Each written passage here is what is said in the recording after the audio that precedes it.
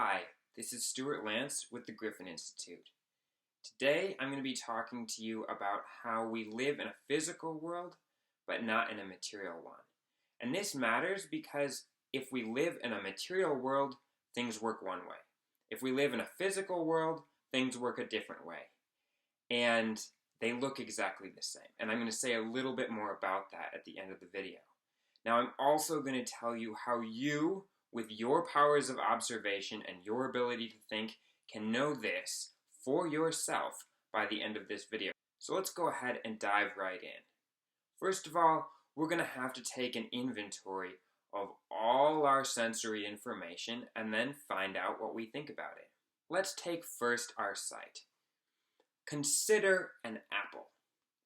If you're looking at the apple, you notice that the apple has a color on it. It has redness. Most apples are red. If you are very careful in your thinking and you observe this very clearly, you will notice that although we see a physical apple, the redness itself, the experience of redness, is an immaterial experience. So while the apple is physical, the information we're getting about it from our eyes cannot be used to prove to ourselves that the apple is material. You can translate this observation to all the objects in your life. While they show you color and shape, your experience of them visually is completely immaterial. Let's move on to auditory sensations. This one's a lot easier for most people to bite down on. Auditory sensations, music, it's a completely immaterial experience. While it may be made by physical objects, the experience of it is immaterial. Taste and smell are very similar.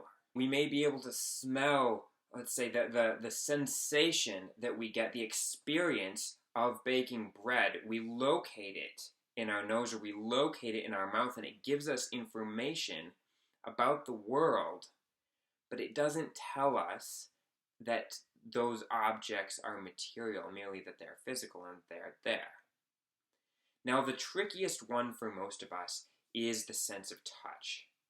Again, sense of touch, if you observe very closely, if you touch something, if I touch my shirt here, I can observe that I'm interacting with a physical object, but I notice that my experience, the sensation, is completely immaterial. From this, we can realize that all the contents of our experience is full of immaterial sensations.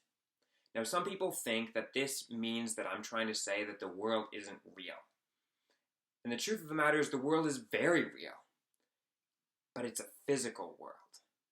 And I'll hold on to that thought for a second, and I want to talk to you about a word that I came across in my research in university.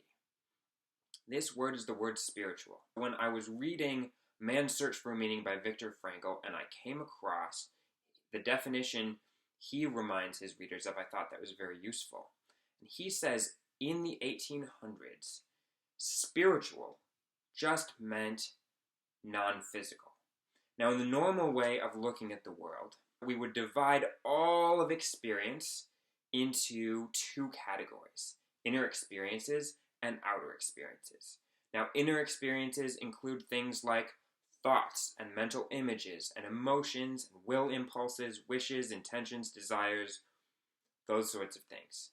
Outer experiences are comprised of sensory information, like we just went over: sights, sounds, smells, touch sensations, things like that.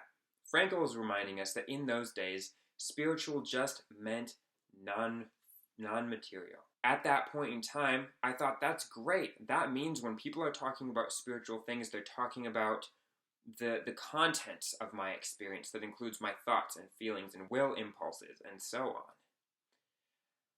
But when I realized that we live in a physical world, but not a material one, I realized that the term spiritual actually refers to the physical world as well.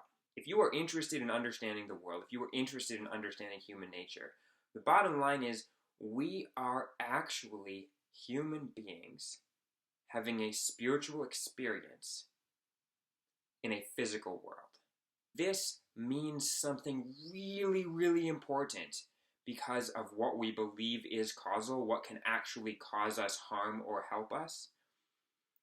On the one hand, if we believe that we live in a material world, and really what we believe doesn't matter, but if we lived in a material world, then it would be true that only physical actions could create chains of cause and effect, which would eventually, come back to affect me, the actor. Now, if we live in a physical world, which is immaterial and thus spiritual, then everything in all of experience can have causal effect. And I'm going to tell you more about that next week in my next video. If you have enjoyed this or found it to be instructive in any way, please subscribe and like the video below. If you would like to find out more about how to interact, how to live as a whole human being in a physical, immaterial world, check out my website at thegriffininstitute.com. Thank you.